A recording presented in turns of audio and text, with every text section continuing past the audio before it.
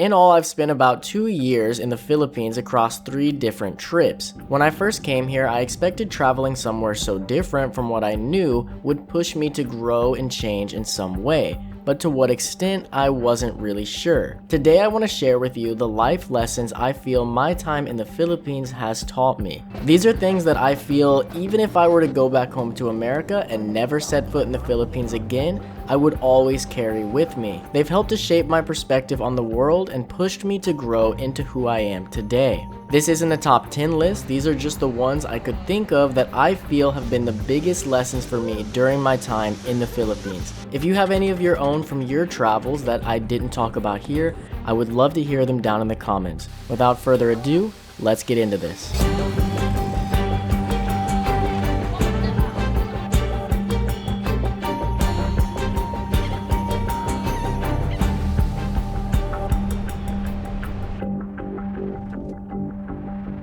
At the end of the day, everyone in the world wants the same thing: to be happy.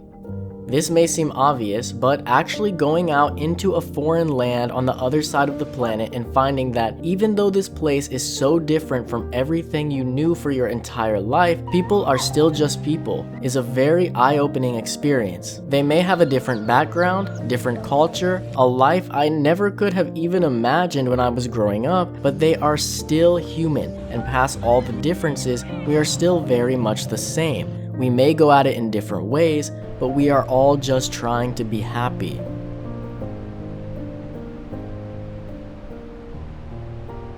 You can't always have what you want, and that's okay. This was a hard one for me, and is still something I'm dealing with and learning as time goes on. Growing up in America, everything is accessible at any time. Amazon will deliver pretty much anything to you, and you can have it at your door the same day you order it. Yes, there's Shopee and Lazada in the Philippines, but it's far from the same experience, and finding things in stores is really hit or miss due to constant stock shortages. This was extremely frustrating for me at first, but has really taught me to appreciate the things I already have and actually pushes me to get even more use out of them instead of just replacing things so quickly.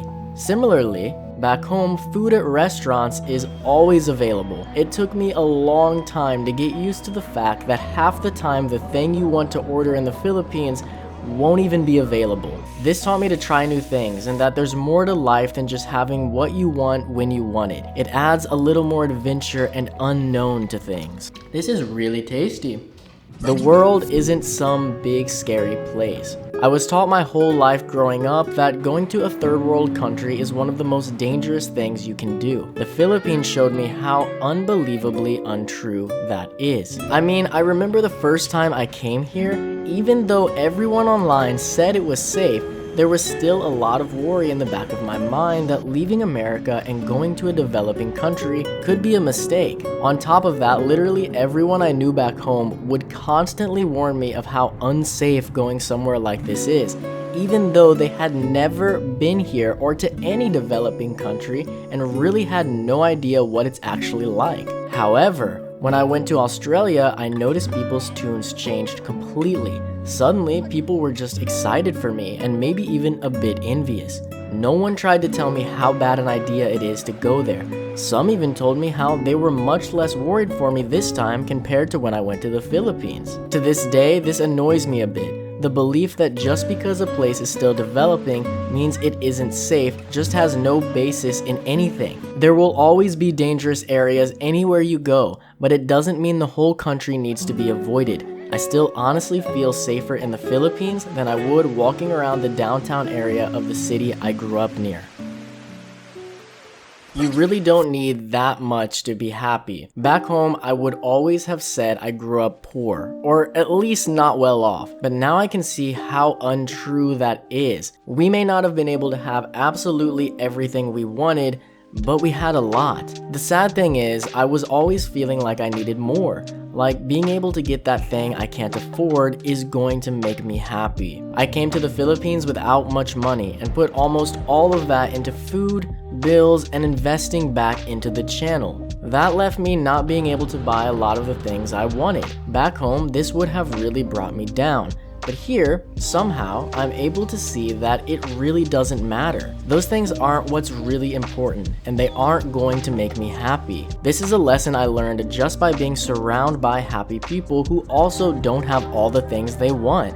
But it doesn't get them down. Why doesn't it bother them the way it would have bothered me in America? More on that later. Air conditioning, hot water, ovens, microwaves, dishwashers, and many more household items I would have considered essential to be able to live a happy life really aren't needed at all. This kind of piggybacks off the last lesson, but in my head, it's a bit different. Don't get me wrong, having these things can absolutely make your life more comfortable, but they are far from needed. Of course, everyone knows these things aren't required to live, but when you grow up always having them, it's very hard to imagine life without these conveniences. I remember when I lived in Southern Leyte for 2 months, they had literally none of the modern day conveniences I grew up with. It was really a totally different way of living. But you know what? I was still happy, and I still felt that I was living a great life. Sure, I would miss them, but I found they aren't needed at all. Life is perfectly livable and even very much enjoyable without these things. Even now, we still don't have hot water, a microwave, an oven, a dishwasher,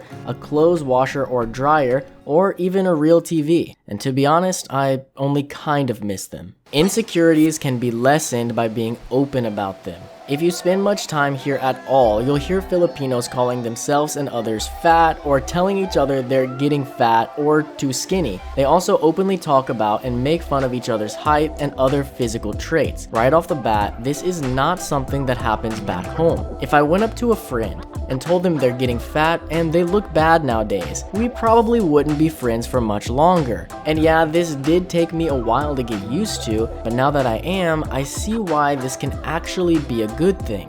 Back home, if I said, "Man, I'm getting fat," people would work very hard to convince me that I look better than ever in order to save my feelings, but this is pointless. I know I'm getting fat, and people trying to deny that may make me feel better in the moment, but it really builds up into an insecurity. Whereas here, they'll just tell you right away you're getting fat, and somehow it helps you with acceptance. For some reason, knowing that others already see things you're insecure about and also hearing their own insecurities really helps lessen the weight of it all. This one's kind of hard to explain, but if you ever live here for a while, you'll know what I mean. I think being direct is a lot better for people in the long run, and the Philippines has really figured that out. By the way, not trying to body shame. If you're overweight, that's totally fine as long as you're happy with your body. Just using it as an example. They'll do this for many physical traits, not just weight. English is everywhere and is probably the most important language in the world today, but that doesn't mean you shouldn't learn another language. You can easily come to the Philippines and never need to learn a single word of any of the local languages spoken here. That in and of itself was a shock to me.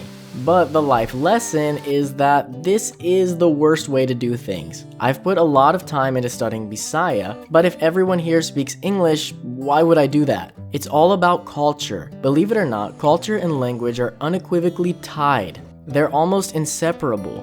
The language is informed by the culture, and the culture is guided by the language. You can never fully understand someone's culture if you haven't at least tried to learn their language. This is a fact. Anyone who has spent any time studying a foreign language will understand exactly how true this is. If you want to expand your understanding of the world, study a language that you didn't grow up with. Money isn't everything. Yes, money is important and goes a long way to make your life easier and more comfortable, but it isn't everything. Back home, money is really treated almost as the goal of life. A lot of people's actions are totally driven by trying to earn more money. This can be a good or a bad thing. I'm not judging, but what I learned is it isn't required. Yes, some amount of money is required to survive, but not that much is needed to be happy. Here I've met some of the happiest and friendliest people I've ever met in my 28 years of life, and a lot of them didn't have much money at all. They're able to live full, happy lives on an amount of money that people back home would consider impossible. But I think I know the reason for this, and it all comes down to the next lesson. Community is extremely important. One of the first things I observed after coming here is that Filipinos just seemed a lot happier than people I know back home. They're always laughing, smiling, and joking around.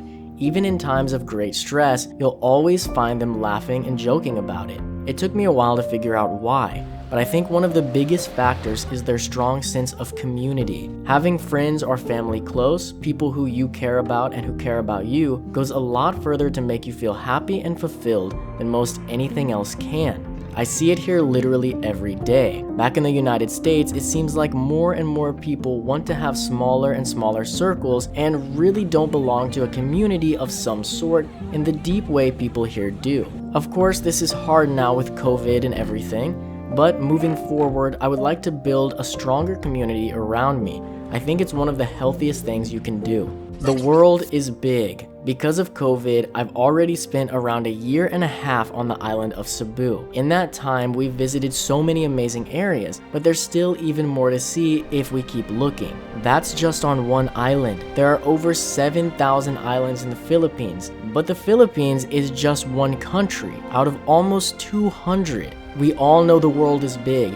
Anyone can look at a globe and figure that out. But you really can't understand just how big it is until you go out there and start seeing more of it. It really puts into perspective how small we are and how many options are out there to really live in an area and in a way that makes you happiest. Keep wondering.